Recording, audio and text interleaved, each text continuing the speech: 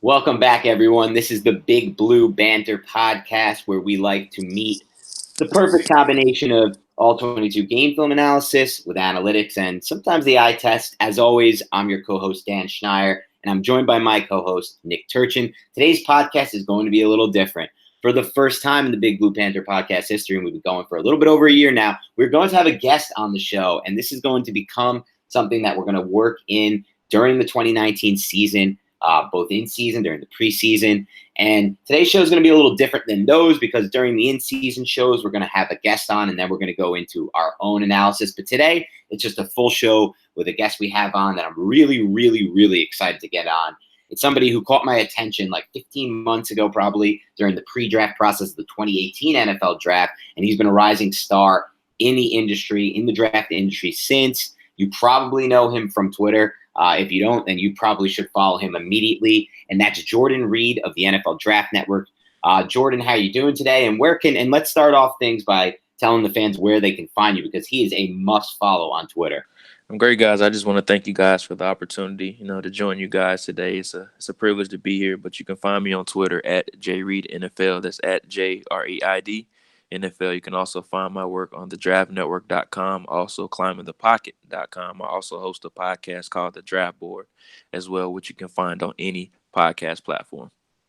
And let me tell you guys something. If you guys like the film breakdowns that Nick does on Twitter and sometimes that I do from time to time, and obviously I'm a little bit of a novice compared to compared to Nick and Jordan, you got to check out Jordan's Twitter because he's putting out excellent content and he's putting it out a lot. So he is one of my favorite follows on Twitter. I've learned a lot from interacting with him, from following his work, and then from now reading it on the Draft Network. And let me tell you guys, the Draft Network is an excellent draft website as well. And so they got a really big hit here with talent that they picked up when they added on Jordan. But Jordan, before we dive into some questions today about the Giants roster, about the Giants 2019 NFL draft, about a lot of the things that have gone on with this franchise, both now in the future and also in the past, I wanted to kind of dive into your progression in this industry and how you came to be. So I want to start off by asking you if you could take me down your career path in football analysis. Where did it start and how did it get to where you are today? Yeah, so I have a really interesting story that I actually love to tell every time I'm asked when I come on a podcast. So, about 2010 is when I started actually playing college football at a small school called North Carolina Central University. It's located in Durham, North Carolina. I'm sure everybody has heard of Duke before. It's a crosstown rival. It's about 5 minutes away from there. So I played quarterback there from 2010 to 2013. I was a 3-year starter there. I actually had the courage to post my clips on my timeline a couple of days ago, and everybody went crazy about that. So posted my clips and just sharing that type of football information.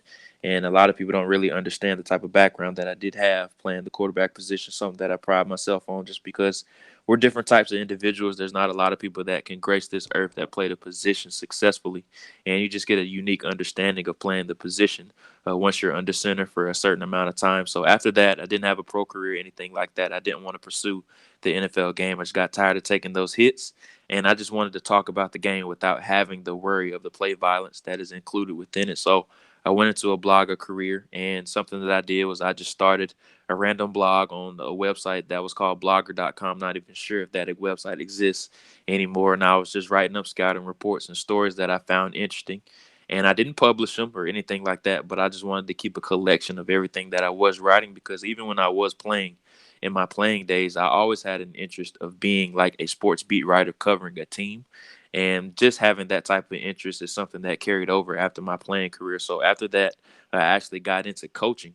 Right after that, I coached at North Carolina Central for 5 years up until 2017. I was a running backs coach. I was a quarterbacks coach and a graduate assistant there as well. So the great thing about that is now I'm seeing things from a different lens. So I saw things as a player, and now I'm seeing things as a coach. And even as a coach, I got great experience as a recruiting coordinator. So that is where my interest came from scouting. That is where I started to learn players, just their backgrounds, like who was the decision makers in these guys' homes, what made them comfortable wanting to attend certain universities. So having interest like that is really what got me into scouting. And what got me into the pro side of things is that I've always had an interest in the NFL draft. Growing up, I used to watch every single round, all 7 rounds of the draft every year, and it's something that I've always been interested in. So Unfortunately, I got let go from the school. We all got let go because of a coaching change a couple years ago at North Carolina Central. And I wanted to pursue my blogging career. And this is where I started to publish scouting reports and get more or dive deeper into the scouting industry. And who knows, here I am today. And I would have never guessed that, my progression would be like this. But I've learned so much in my short time. I've been a blogger now for going on 8 years. So I've learned so much about the industry, and my story definitely is unique. Yeah, Jordan. I mean, listen, I think what you said you hit the nail on the head because you have that experience and that background playing the quarterback position. And listen, I saw your quarterback tape that you posted, and my evaluation is you had a nice compact release, solid mobility, questionable arm talent outside the hashes, but Yeah. overall, promising profile. But listen, having that background of playing the quarterback position, you hear it at the NFL level from guys who go into coaching, from guys who go into scouting, guys who go into analysis, guys who convert from quarterback to wide receiver like Edelman.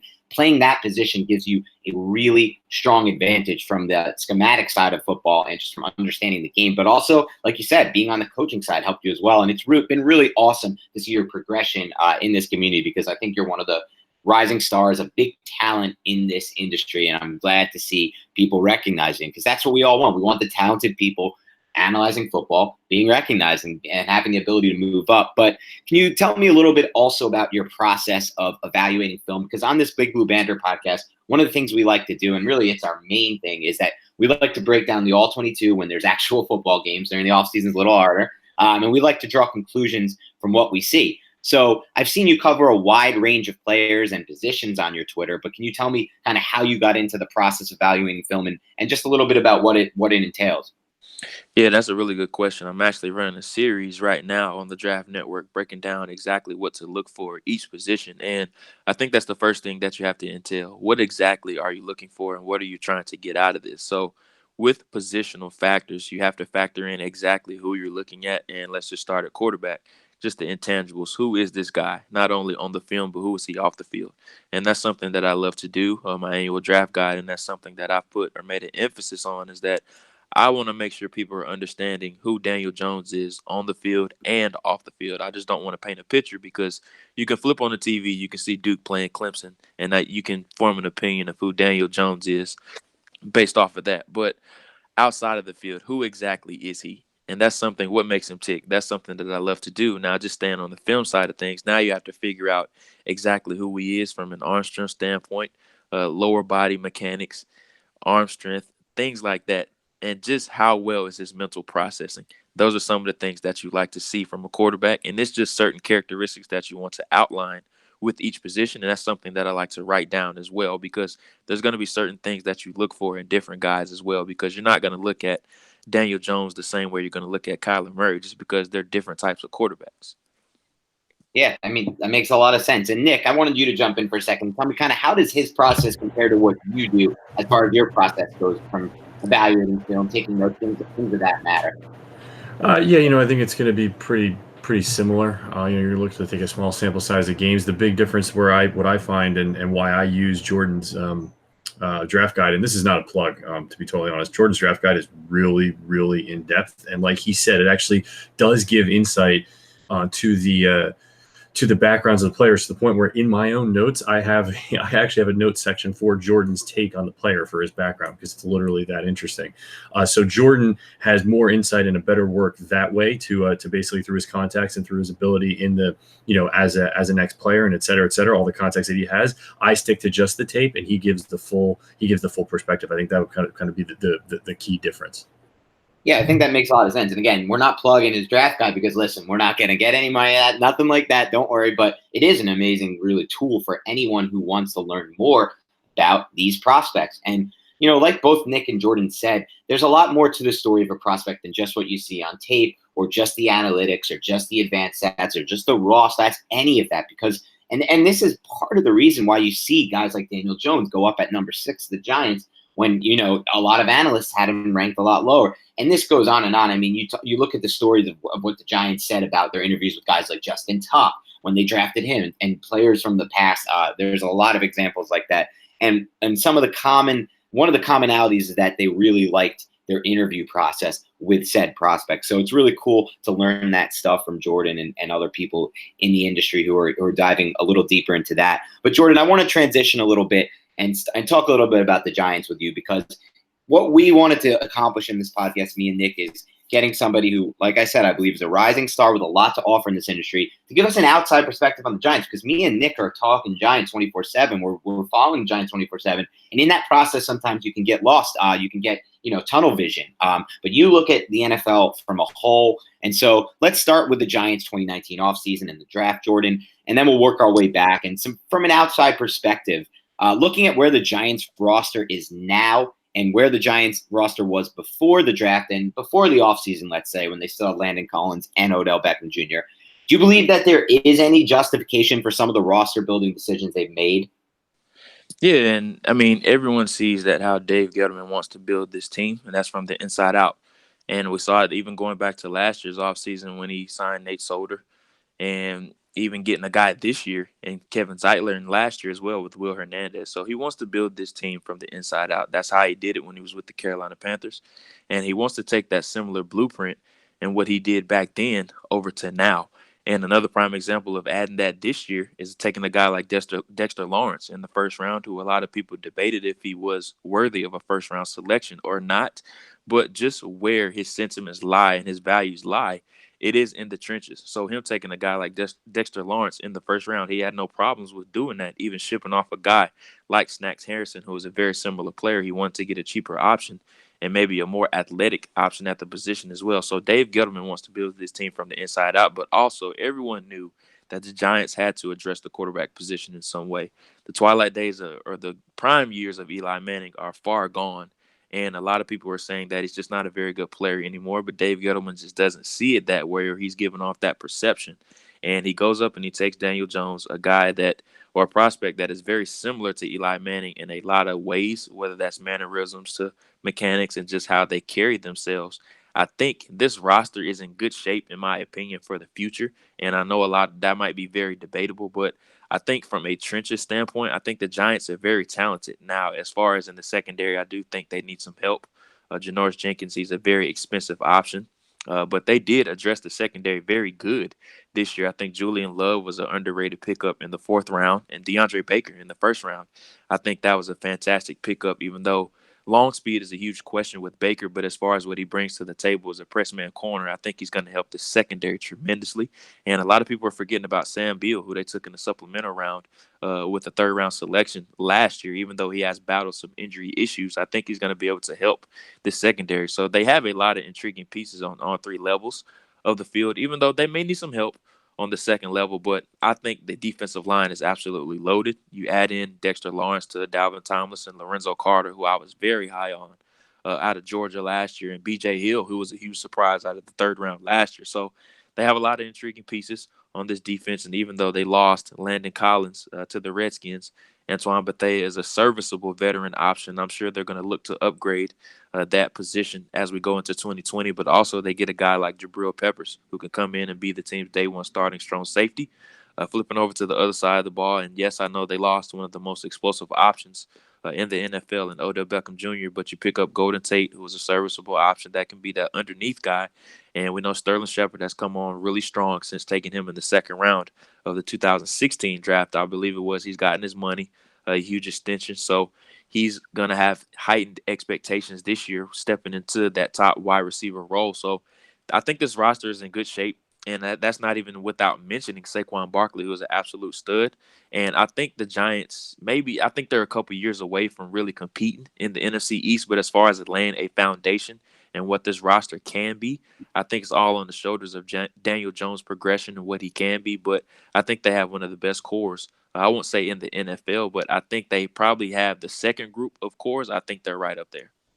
Yeah, I mean, I love to hear it. That was great stuff right there from Jordan Reid. And listen, Jordan, I love to hear, because sometimes I wonder when I think about this roster, I wonder if my bias plays into a role, not my bias toward the Giants, but my bias towards a roster construction that starts and builds from the inside out, as you explained. And we've talked about this in the past on this podcast. I've harped on it on Twitter.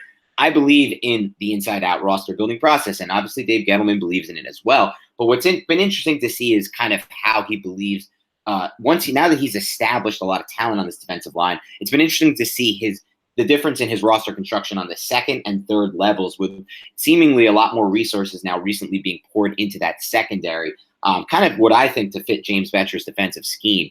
And we'll find out more about that later. But before we get into that, I want to dive a little bit deeper into some of the evaluations you just touched on there, Jordan. And I wanted to start with one that is probably the most important towards Giants fans, because like you said, if you do believe they have that second tier type core and they could get there in a matter of, a couple years, 1, 2, 3 years, a lot of that is going to depend on the progression of the number 6 overall pick, Daniel Jones. So as far as the 2019 NFL draft was concerned, and I think, again, we can learn a lot from Jordan at the quarterback position because, like he said, he played the position and he spends a lot of time evaluating it. How did you rank the quarterbacks in this class? And what was your overall evaluation of Jones? And then as a follow-up, Jordan, how do you feel he fits what Pat Shurmur wants to do schematically on the offensive side of the ball? So I had it Kyler Murray 1, Dwayne Haskins 2, Drew Lock 3, and Daniel Jones was my 4th ranked quarterback. I believe I had a 2nd-round grade on him. And I know he was by far the most debated quarterback of this group outside of Kyler Murray. And that's because of the reported interest in him, and teams really all over the place as far as their draft board and how they stacked him in this quarterback group. But I think the first thing that people have to understand about Daniel Jones is just exactly who he is. I think he's a very underrated athlete. And he's not a guy that's going to be able to consistently get himself out of trouble or harm's way, but he's not a statue back there by any means. And he has a bit of a limited arm, I will say that, but he has some really good spurts where he shows some really good down the field accuracy. And last year against Northwestern, I think that was one of his better games. And just his fit with Pat Shurmur, I think it is absolutely fantastic. And I say that because at Duke, Daniel Jones was very RPO reliant, run pass option reliant. And that's really how he gets comfortable in games. And if you go back and watch him against Georgia Tech, that was another game or Virginia Tech, I should say, where he showed a lot of comfort in the RPO game. And we've seen with Pat Shurmur, he likes to incorporate a bunch of RPO just because he has such a supreme or dominant threat at the running back position in Saquon Barkley. His threat as a running option is so good. And then you couple that with the threat of having a guy in the slot like Sterling Shepard, that if defenses start to get nosy or they start to crowd the box, then you can run those RPOs with Daniel Jones and Saquon Barkley and Sterling Shepard out of the slot, even a guy like Evan Ingram, who I think is an underrated weapon that's probably going to have a big year next year, stepping into a bigger role. So with Daniel Jones, he's a dominant RPO thrower. True concepts in the Duke offense really were minimal, and most of his explosive throws down the field really came on RPOs. And this just goes to show you that he probably would need to expand his horizons a bit, just because defenses are much smarter in the NFL. They're going to be able to pick up on that RPO game. But his fit in Pat Shurmur's offense, I think, is really good because he's not a huge down the field thrower. He will pick and choose his spots of when he wants to go down the field. But as far as the short to intermediate areas, I think that's where he shows the most comfort. And that's where Pat Shurmur wants to attack. Yeah, I mean, that's awesome to hear, Jordan, because listen, a lot of what you just broke down and especially from the schematic standpoint, is exactly along the lines of what Pat Shurmur wants to accomplish in this offense. And I know me and Nick have dove into a lot of how we see Jones fitting into the scheme. We had a full podcast devoted to it. But one of the interesting concepts you brought up, and I know we touched on it as well, was the RPO game, because that's something that, they did a little bit of with Eli Manning last year, a little bit more in the second half, but it's something we would hope to see more of because we've seen more of it in the past when he had Case Keenum and other quarterbacks that he worked with, including Nick Foles, during his time with the Eagles. So as we dive a little deeper here, Jordan, I kind of wanted to let you play Giants GM for a minute because you have such a good overall scope of the draft class that as a whole, I kind of wanted to know what you would do. So let's play the game that we assume that the Giants do complete a trade to ship the picks they received for the Eli Apple and Damon Harrison trades to get that number 30 overall pick. So looking at how the draft actually played out, who would be on your roster with picks number 6, 17, and 30 if you were playing Giants GM? I would have took Josh Allen with the 6th overall selection. And I know that was very debatable just because this roster really needed a pass rusher, and I think he would have brought that to the table.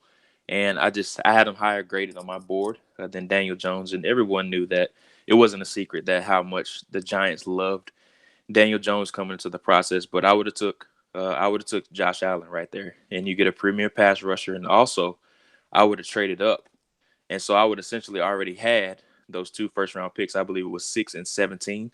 I probably would have traded up from 17 to go up and get Dwayne Haskins. And I know he went with the 15th overall selection to the Redskins, but I was a huge fan of Haskins. I loved him a lot. And I think of any fit out of any quarterback in this class with Pat Shurmur's offense, Haskins would have been a great fit with Pat Shurmur. Yeah, I mean, listen, Jordan. I think what your plan follows right along the lines of your of Nick's plan. Is that correct, Nick? You kind of would have went in that same direction, especially with Haskins. Yeah. I think if you're kind of a tape guy and you kind of appreciate what Shermer likes in the pocket game, then yeah, I think most guys had Haskins as the best pocket passer in this class. It's interesting, guys, because just like you guys just kind of mentioned, and it's interesting. I'm guessing when I'm saying guys, I'm assuming I'm kind of addressing the fans who listen to our podcast here. I also kind of felt like Dwayne Haskins was the best fit for Pat Shurmur's offensive scheme, so it did kind of concern me when they passed on him. Now, is that more to do with kind of some concerns the Giants may have off the field, which I have no idea about during the interview process? Again, we have no knowledge of that interview process with Haskins and the Giants, or Haskins and any team, or Jones and the Giants. Or is it something to do with the more mobility the fact that, they're looking for mobility in their next quarterback and more athleticism? Where do you guys stand on why do you think that the Giants ultimately made the decision? Because they did have this decision to go with Jones over Haskins. I'll start with you, Jordan. Well, there's a lot of reasons, and I'm sure some you guys have heard this before. Eli Manning and Daniel Jones, they've had a working relationship before, even going back to the Manning passing camps over the years, and they've developed a very good relationship. They're essentially the same person, which is something that has been going around a lot on Twitter with the pictures of them beside each other. They essentially look the same from the body build standpoint to the way they're structured to the way they throw the ball. They also share the same agent, so that's another conspiracy theory that was going around on why the Giants loved him so much. They've been able to get a sneak peek behind or peel the curtain back behind of exactly who he is as a person, and being able to just ask his agent and also Eli Manning just some more in-depth questions about him, just because he's been guiding him along the way, even going back through the pre-draft process. But honestly, I like this fit a lot, and I'm a bigger fan than what some people have floated out there. And I know he's been crushed on Twitter, and Dave Gettleman's been crushed on Twitter for the Daniel Jones selection. But I think this could end up being one of the bigger surprises of the draft, especially if he's able to mix with Pat Shurmur's offense and what he wants to incorporate. Yeah, I mean, Nick, do you have anything else to add on that? No, I think we took a podcast and delve into how you could draw that maybe mobility is valued higher than pocket passing, but even in the wake of that, just kind of reflecting on it, I definitely think it's more of how Dave Gettleman sees the game, and from the intangibles and everything kind of mentioned previous, that's valued more, and that the mobility is something that basically the coaching staff lives with versus a pocket passer, a higher pocket passing trait that Haskins has. Yeah, no doubt, guys. And listen, I think that there is some validity to the argument that, listen, they came into this and they, like Jordan said, they had a lot more insight into who Jones is. And for the New York market, it is important that they get this right from that standpoint. They can't put a guy out there who's got all the talent in the world, but doesn't fit the market, because you've seen guys like that flame out both with the Giants and Jets and throughout their history of their franchise, especially with the Jets. From that standpoint, even though obviously the Jets haven't had the most talented players at that position, but you've seen examples of it. And I think that the one thing I worry about in that regard is that the Giants, because they had more information on Jones and less information on someone like Haskins or Murray or whoever else was in the mix for them at the quarterback position. And again, in March, Dave Gettleman, essentially, people didn't pick up on. I was going back and looking at some of my work the other day and saw this. Essentially told fans he was taking a quarterback. So kind of we can narrow it down from that. And I think because they had more information on Jones, they might have been a little biased in that decision-making process. We're going to find out how that all plays out. But I like what Jordan said, and it kind of goes along the lines of what me and Nick said when we broke down Jones in our full podcast about him. We're a little bit more optimistic about this than we were before we saw the fit with Jones with the Giants, before he was drafted by any team. And kind of, once we started assessing the fit with Pat Shurmur. But I want to take it back to reality right now, Jordan, and kind of go back to what they actually did in the draft. And so what are your evaluations of the other? I know you touched on it a little bit before, but what are your evaluations of the other two Giants first-round picks? Because, again, like you said, if this core is going to reach its peak and start to compete in a matter of a couple of years, they're not only going to need Daniel Jones, but they're going to need a hit on these two other first-round picks. Yeah, and once you go back and look at the Giants draft as a whole, it was very underrated, in my opinion, once you start to look past the Dane Jones selection and the fiasco that really came with that from social media and some of the big media guys that may have disagreed with and said it was a bit early. If you go back and just look at the draft class as a whole, I think it was very underrated. And the Dexter Lawrence to the Giants selection made a lot of sense, and we already touched on it a bit, just how Dave Gettleman wants to build this team. But the one issue I did have with it was that I really didn't understand why he traded away Snacks Harrison to bring in a very similar guy. And yes, I know the price is a situation that he probably didn't want to deal with, but I probably would have waited a little later to take such a one-way player like Dexter Lawrence, because he's more of your true traditional run stuffer type of defensive tackle, a guy that's probably not going to get up the field as much as you would like. But if you go back and think about that, that's really not what the Giants ask of their interior guys to do. They just want them to hold down the point of attack, which is what Dexter Lawrence is really good at. Now, he has struggled a bit as a pass rusher. His pass production really did dip after his first year. I believe he had 6.5 sacks as a freshman, and then it dipped to 3.5 sacks during his final 2 seasons.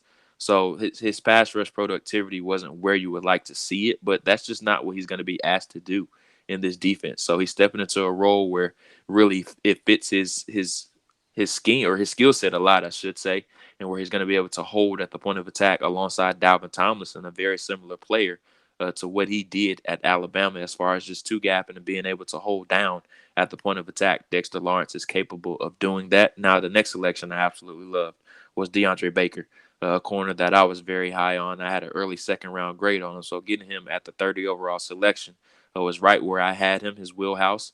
And the long speed questions were something that were raised a lot about him, but I thought he played a bit faster than what he ran at the combine. I believe he ran in the mid 4.5s at the combine. But as far as a guy that is competitive at the line of scrimmage, exuberates that confidence that you love to see at the line of scrimmage, I think he's going to bring a certain type of swagger and confidence to the Giants secondary that they were hoping to get with Eli Apple. So he's a much more exuberant or extrovert type of corner that you love to see. And when he makes plays, he's going to let the entire stadium know about it. And that's what you want to see from a corner, just because I think half the battle at that position is feeling that you belong. And we've seen guys like Jalen Ramsey and a lot of other guys. Marshawn Lattimore is another great example, coming to the league immediately and have that type of success just because of the confidence that they had at the position. And I think DeAndre Baker exuberates that. Yeah, I love your breakdown right there, Baker, because for me, when I see a guy, and again, Baker is probably my favorite pick for the Giants in this draft class. I've made that clear on numerous occasions. I even like the decision to trade back up because it guarantees them that fifth-year team option, so they don't have to kind of risk him going to the market and getting a Landon Collins like offer 6 years, 84 mil. And when a guy comes in and dominates the SEC like he has for 2 full season sample size, and that is the best conference in football, and college football as far as anyone is concerned. And when he dominates like that, and he plays press man, and he does exactly what the Giants are going to want him to do within their scheme, coming from a scheme with under Kirby Smart that's very similar to what James Bettcher does, or not very similar, but in some ways similar. To me, it's a knockout pick. I mean, the question mark is the long speed, obviously, as Jordan mentions, and a lot of that is really just based on his 40-yard dash time. It's not as much based on the tape. And when you throw that in for me, I'm sold, because I'm not going to worry about 40-yard time when it doesn't show up in the actual games, because we've seen that whole thing play out plenty of times with countless NFL players at both the running back and cornerback and some of the other skill positions, and the time speed ends up meaning absolutely nothing at the NFL level. So we'll see what happens there. But I did want to get your take, Jordan, before we move past this 2019 class, on just if any of the other kind of later picks, the day 3 guys, and you could throw in O'Shane Eximine at the X-Men in here if you want to, but did any of those later picks catch your attention before the draft in any way? Yeah, Julian Love did, and I keep harping on him, a guy that analytics absolutely loved, and I've done a better job of incorporating film and analytics into my breakdown, and he ended up coming out as what analytics like to call an analytical darling, and that his film and his tape really match, and you really don't get that with a lot of prospects. One guy, maybe their tape may be better than what analytics disagrees on, or vice versa. And Julian Love was a guy that came out as an analytical darling, and that his analytics matched up really well with the tape lovers' love for him. And getting him in the 4th round, I think that was an absolute steal. And I think he's probably going to be better served as a nickel corner. So he steps into a role where the Giants really do need help at, just because they don't really have a standout nickel corner right now. And I'm not even sure who their other outside corner is going to be with DeAndre Baker. And Jones Jenkins slipped my mind. So he's going to step into that nickel corner role right away. And it wouldn't surprise me if he ends up being one of the more upper tier type of guys in the league, even though there is some questions about his long speed and his click close awareness on the ball. I think that's probably his biggest struggles right now. But I think those are issues he can get figured out as he becomes more of a seasoned pro. But I think him being in the slot is going to help him out a lot as far as those concerns about his long speed down the field, just because guarding those guys in the slot, he's as much as his long speed is not going to be put as much stress upon as opposed to if he was playing outside like he did at Notre Dame. So he's going to be positioned more in a three-way go as far as receivers that can attack vertically left or right, as opposed to guys that really want to attack more vertically down the sideline on the outside. So I think nickel corner does him much more of a service. Yeah, no doubt, Jordan. And it's interesting because Grant Haley, obviously the undrafted rookie free agent they signed out of Penn State, who ended up playing kind of the second half of the season as that nickel guy, finished OTAs as the first team nickel. And, Love didn't really crack that first team with too many reps during OTAs, spring OTAs for the Giants. But I wouldn't put that much into that much weight into that. Training camp is really where these jobs are going to be won. And I'm with Jordan. I think Love is going to win that job right away for week one. And that's no knock on Haley. I think that's more of a praise for what I think Love can become both within this defense and in the NFL. But we'll move a little bit backwards real quick, Jordan. I did just want to get your take on the 2018 NFL draft class for the Giants as well, because they did find some really immediate success there. Obviously, Barkley was Rookie of the Year. Hernandez, an immediate 6-game starter. Hill, basically an immediate starter, started that way, especially after they traded Damon Harrison, became full-time player. And obviously, Grant Haley was their sub-package starter, and they played a ton of sub-package, like we talked about in the past. I mean, the Giants were in the sub-package defense 84% of the snaps last year. So, and again, there's also speculation and some people are looking to Lorenzo Carter as that he could be headed towards a breakout season. I just read that he put on 10 to 12 pounds of muscle this offseason, which I think could only help him for his body type. Do you have any interesting hot takes you want to drop about this 2018 class, or just any overall evaluations moving into the 2019 season? I don't necessarily have any hot takes, but I think Lorenzo Carter can be a 10-plus sack type of guy, and I wrote that up in his report. And it showed up in his film at Georgia. It was just a matter of him, the light bulb finally turning on for him and him learning how to use all of his tools. And what you saw last year is that he slowly started to figure out playing that Sam linebacker position. When he did rush the passer, you saw him using his hands a bit more, becoming more violent as far as stabbing offensive tackles in the chest and using those long arm moves just because of the traits and the measurables that he had. And essentially at Georgia, he played like a guy with his arms cut off. He just did not use his arms at all. And that's the first thing that sticks out about him, is just how long he is. But he just didn't use his hands and his arm length to his advantage. And as the year went along, he started to figure things out. And I think he's going to be a really good player for the Giants. And it wouldn't surprise me if he ends up being a 10-plus sack guy.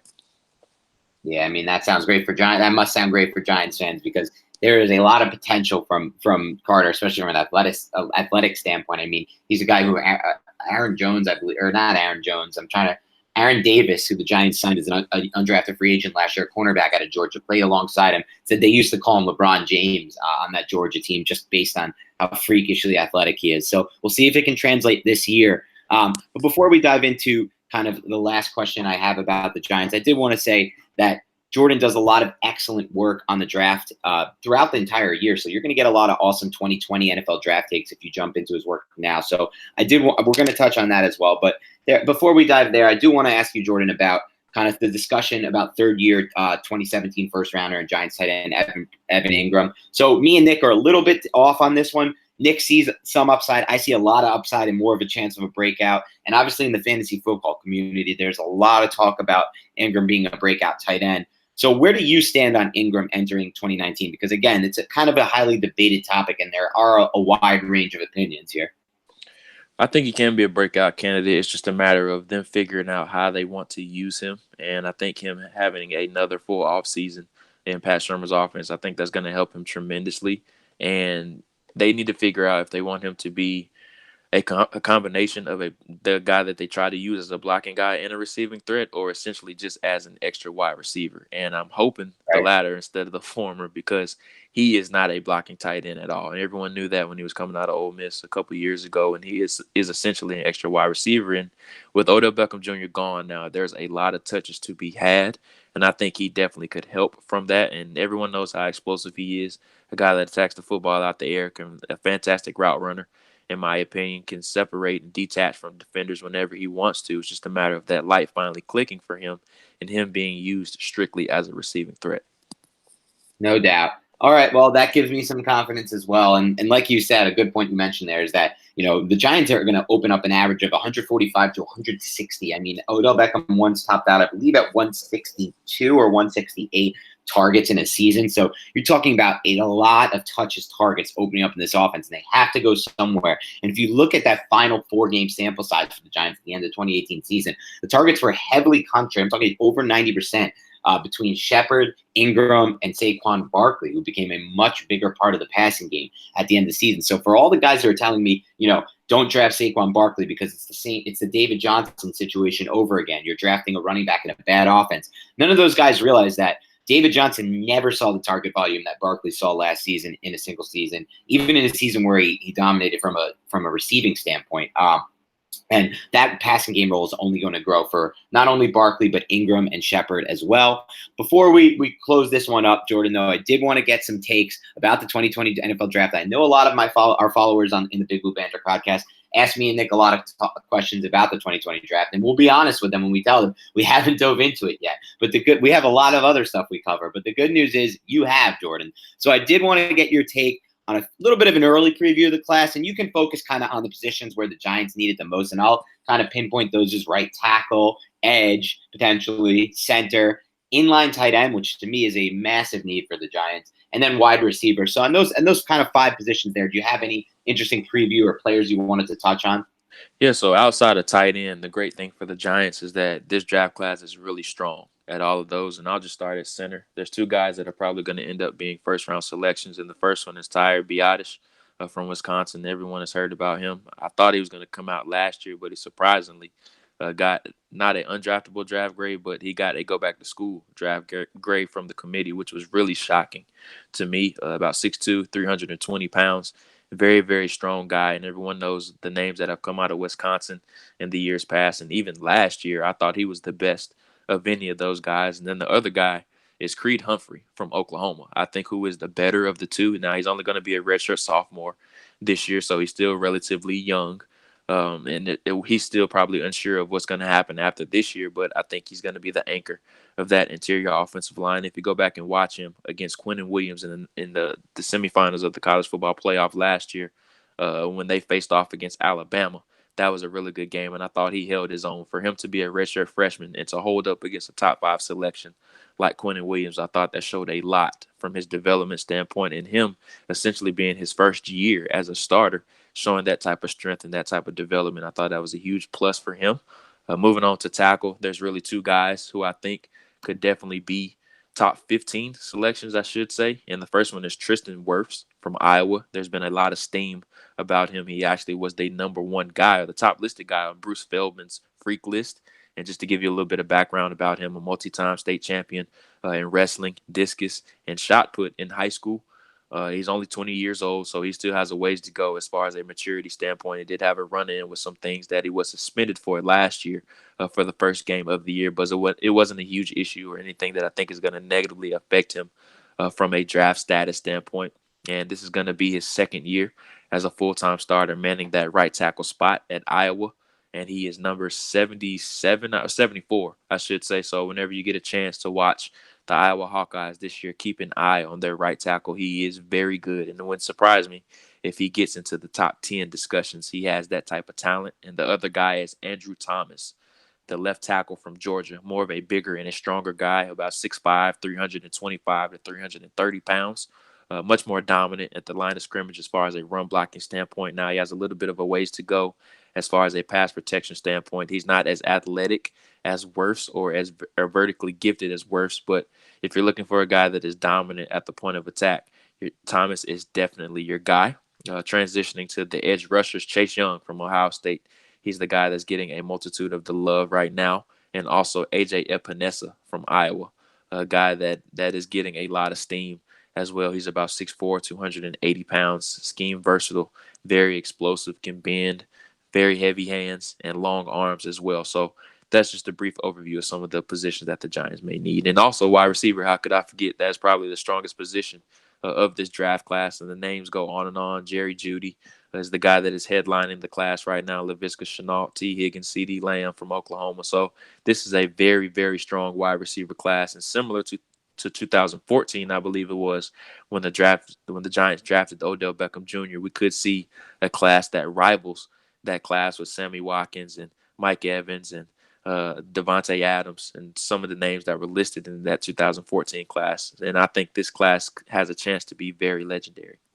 No doubt, Jordan. That's a lot of good stuff and a lot of good names that you guys probably want to roll back and keep an eye on. I mean, we got the Wisconsin Center, and that's always going to be somebody you'll see me tweeting about because obviously, as you guys know, I'm a Wisconsin alum and I watch Badgers a lot. But I mean, I forgot the Iowa Center. What was his name again? Jordan Wurst?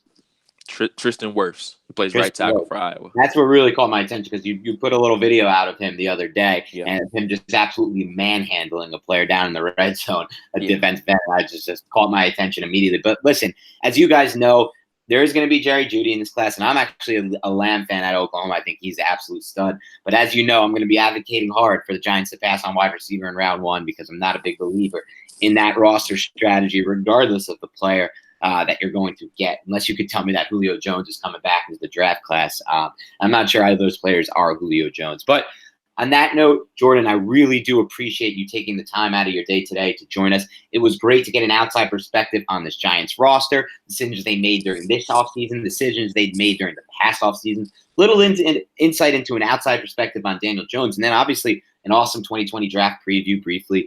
Jordan, before we sign out today, just let the listeners know again where they can find your work.